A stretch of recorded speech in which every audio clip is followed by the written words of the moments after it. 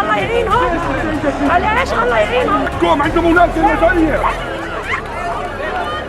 انا شفت يعملوا مظاهرات انتم بدل ما تقعدوا بالمساجد قعدونا هنا تدعوا لهم.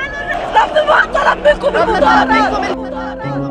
اللهم لطفك بأهل غزة، اللهم أمددهم بمدد من عندك.